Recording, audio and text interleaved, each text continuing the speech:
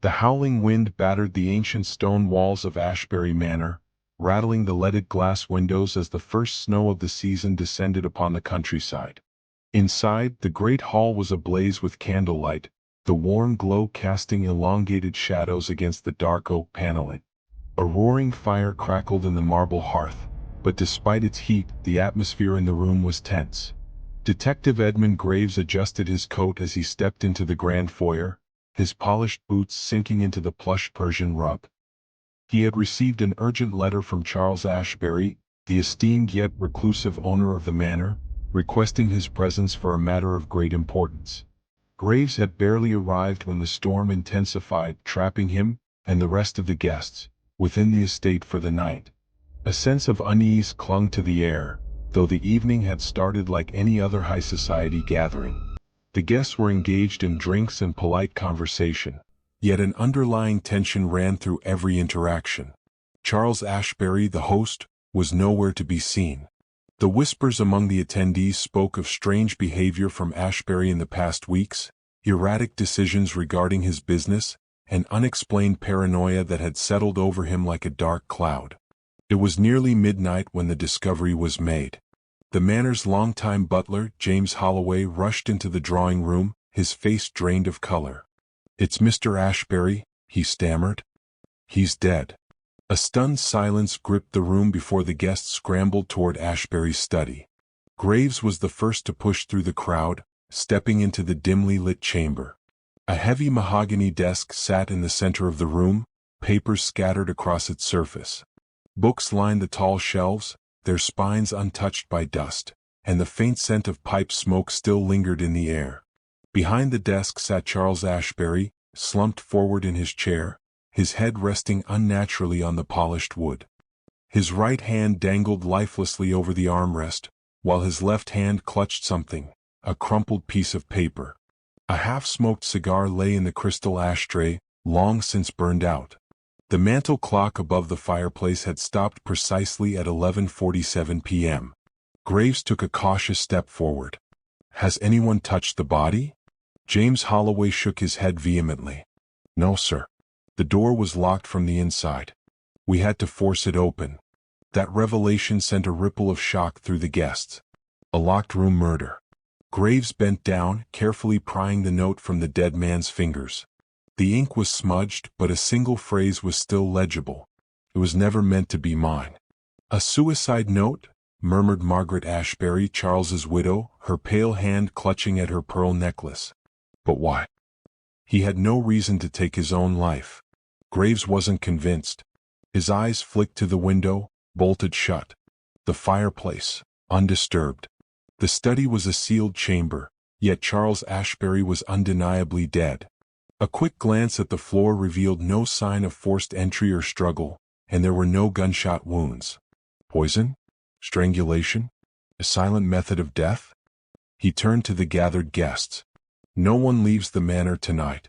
Until I find out how and why Charles Ashbury died, we are all suspects." A murmur of dissent rippled through the room, but no one dared challenge him.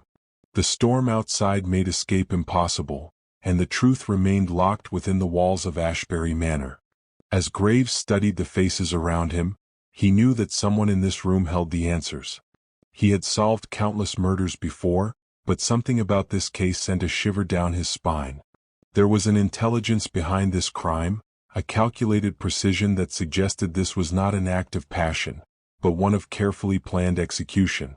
Somewhere in this house, the murderer was watching. The guests of Ashbury Manor stood frozen in the dimly lit study, their faces pale and stricken as the reality of Charles Ashbury's death settled upon them. Outside, the storm raged, thick layers of snow rapidly sealing the estate off from the outside world. Inside, the heat of the fire did little to dispel the cold creeping into the bones of those who now found themselves trapped in a house with a murderer. Detective Edmund Graves swept his sharp gaze across the assembled guests. Every pair of eyes held something: grief, fear, suspicion.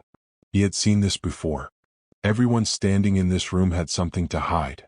The challenge was to separate secrets from guilt. Graves adjusted his coat and turned to James Holloway, the butler, who still lingered near the doorway, his hands wringing the hem of his waistcoat. Mr. Holloway, you were the first to find the body. Tell me exactly how you discovered him.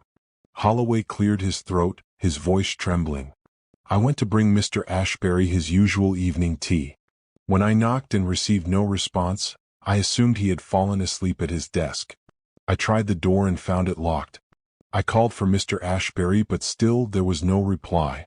Concerned, I alerted the household and, with Mr. Ashbury's son Henry, we forced open the door.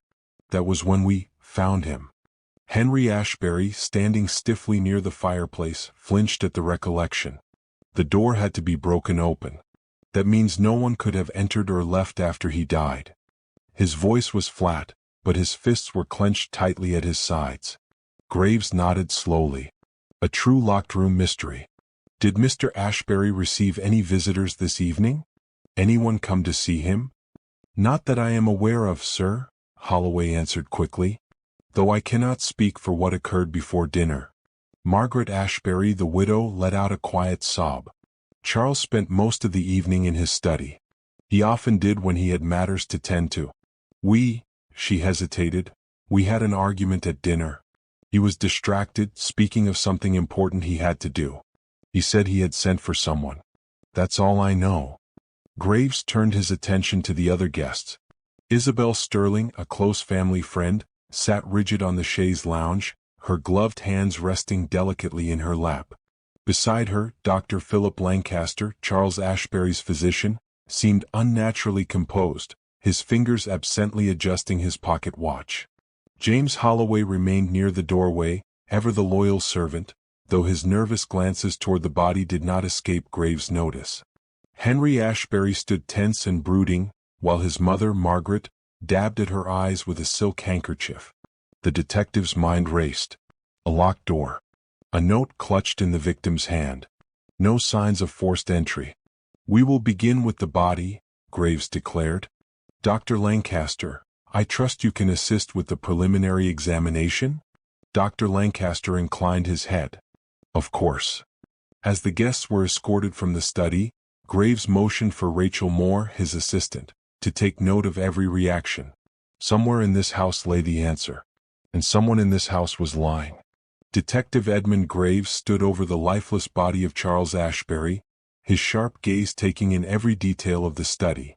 The fire in the grand marble fireplace had long since died out, leaving only a bed of cooling embers. The storm outside rattled the windows as if the night itself whispered secrets through the cracks of Ashbury Manor. Dr. Philip Lancaster knelt beside the body, carefully examining Ashbury's stiffened form. Time of death is likely between 10:30 and 11:30 p.m., he murmured. No signs of external trauma. If this was murder, it wasn't by force. Graves crouched down, his gloved hand reaching for the small, crumpled note still clutched in Ashbury's fingers. He read the words once more. It was never meant to be mine. Curious choice of last words, Rachel Moore, Graves' assistant, noted as she entered the room, her notepad in hand. If it's a suicide, why leave a cryptic message? And if it's murder, why not a struggle? Graves exhaled slowly. Because it wasn't meant to be found so easily. His eyes drifted toward the fireplace, where the remnants of charred paper caught his attention. He moved closer, carefully sifting through the ashes with a poker. Among the blackened remains, a few unburnt edges revealed faint ink markings. He delicately retrieved the scraps, placing them on a nearby tray. Rachel, can you reconstruct this? She nodded, carefully piecing together what little was left of the document. A single phrase emerged among the scorched remnants, inheritance clause. Graves tapped his chin thoughtfully. An altered will? Someone didn't want this to be read. James Holloway, the butler, stood anxiously at the door. Mr. Ashbury had mentioned making changes to his estate matters earlier this week. He was troubled by something. Said it was a mistake he needed to fix. Graves turned sharply. And do you know who would benefit from such a change? Holloway hesitated. That, sir, I cannot say. But I do know he was planning to discuss it with his lawyer tomorrow. Rachel jotted down notes as Graves crossed the room, his gaze sweeping across the desk. The cigar tray, the glass of untouched brandy, the overturned pen. Everything carefully arranged, as though Ashbury had been interrupted before completing something of great importance. Margaret Ashbury, still clutching her silk handkerchief, let out a soft, nervous laugh. "This is absurd. My husband was a careful man, but why would anyone need to kill him over a will?" "Money has motivated far lesser crimes, madam," Graves replied. "And this was no ordinary will. If he truly meant to fix a mistake, then that means someone stood to lose everything." A sharp intake of breath came from the far side of the room. Henry Ashbury had stepped forward, his arms crossed, his face unreadable. "Are you suggesting one of us killed my father over an inheritance dispute? That's preposterous." Graves studied Henry carefully. "I'm suggesting your father was hiding something. And the fact that someone burned evidence suggests that it was something worth killing for." Rachel, still piecing together fragments of the burned note, suddenly gasped. "Detective, there's more." She held up a small, unburnt corner of the document. The ink was faded but visible. It read, "Beneficiary, Isabel Sterling." A hush fell over the room as all eyes turned to Isabel, who had been silent until now.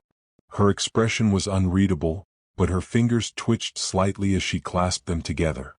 "Isabel," Graves said slowly, stepping toward her, "would you care to explain why Charles Ashbury, a man with no familial relation to you, had your name in his will?" For the first time that evening, the look in Isabel Sterling's eyes was not one of quiet composure but of genuine fear. A thick silence gripped the room as every eye remained fixed on Isabel Sterling. The faint glow of the study's dying embers cast flickering shadows across her face, highlighting the nervous tension in her expression. She swallowed, her delicate hands clasped together in her lap, though the faint tremor in her fingers did not escape Detective Edmund Graves' notice. "Well, Miss Sterling?" Graves prompted, his voice firm but measured. "Why would your name appear in Mr. Ashbury's will?" Isabel hesitated, her gaze shifting between the assembled guests, all of whom were now staring at her with varying degrees of suspicion. Finally she exhaled and spoke, her voice barely above a whisper. I don't know. I had no idea Charles intended to name me as a beneficiary. He never told me." Graves studied her carefully. "And yet, part of the document was deliberately destroyed before anyone could see it. Someone wanted to make sure this change never came to light. That suggests premeditation." Henry Ashbury scoffed, his arms crossed tightly. "How very convenient. And just how well did you know my father, Isabel? Were you two keeping secrets from the rest of us?" "No," Isabel protested, her voice rising. "He was just kind to me. He helped me once, many years ago, before he ever married Margaret. I owed him a great deal, but that doesn't mean I expected anything in return." Margaret Ashbury, her expression unreadable, dabbed at her eyes with her silk handkerchief. "Isabel dear, we all knew Charles had a generous heart. But changing his will to benefit you? That seems rather excessive, wouldn't you say?" Graves turned sharply. "Lady Ashbury, when was the last time you spoke with your husband?" Margaret blinked at the question. "During dinner, of course. We had a brief conversation before he retired to his study. He seemed preoccupied, troubled." Graves nodded. "And after dinner?" "I stayed in the drawing room with Dr. Lancaster and Isabel. We talked for some time, perhaps an hour. After that, I went to my chambers." "And did you see Mr. Ashbury again?" "No." Graves turned to Dr. Philip Lancaster, who had been observing the conversation with quiet interest. "Doctor, can you confirm Lady Ashbury's whereabouts during this time?" Lancaster adjusted his pocket watch and nodded. "Yes, we were together for most of the evening. Though I left the drawing room at approximately 10 o'clock to check on some medical notes in my guest quarters." "And you did not see Charles Ashbury after dinner?" "I did not." Graves paced toward the fireplace, the weight of the investigation pressing down on his shoulders. If no one had seen Charles after dinner, then his final hours remained a mystery. "Which brings us to you, Henry," Graves said, shifting his focus to the eldest son. "What were you doing between 10 and midnight?" Henry's jaw tightened. "I was in the billiards room alone. I needed time to think after the argument I had with my father earlier. We disagreed on something personal." And yet, no one can verify that you were there, Graves pointed out. You were alone the entire time? Henry hesitated. Yes. Graves exchanged a glance with Rachel Moore, his assistant, who had been diligently noting every response. This presents a problem. So far, no one has provided an alibi that places them anywhere near the victim. That means, theoretically, everyone in this house could have had the opportunity to kill Charles Ashbury. A collective unease settled over the room. But there is one thing I can say for certain, Graves continued. Someone here is lying. And I intend to find out who. Detective Edmund Graves took a slow breath as he surveyed the guests once more. The storm outside continued to rage, sealing them all inside the grand walls of Ashbury Manor. His keen eyes scanned each face, watching for the smallest flicker of deception. Someone in this room had murdered Charles Ashbury, and Graves was getting closer to the truth. Let's go over this again, Graves began, his voice calm but firm. Charles Ashbury was last seen alive during dinner around 8:30. After that, no one claims to have seen him until James Holloway, the butler, discovered his body at midnight. That gives us a wide time frame in which the murder could have occurred. Rachel Moore, his assistant, adjusted her notes.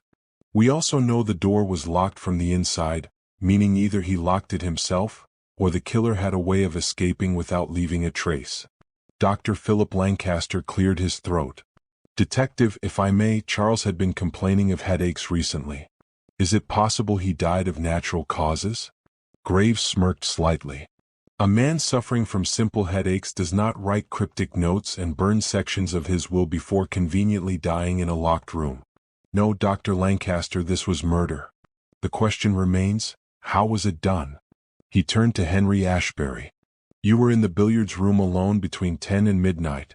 You expect us to believe no one saw or heard you? Henry's jaw clenched. That's the truth. I needed time to think. My father and I argued earlier. I wasn't in the mood for company.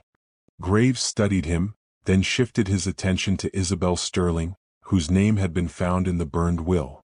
Miss Sterling, you have yet to explain why Charles Ashbury was planning to leave you part of his estate.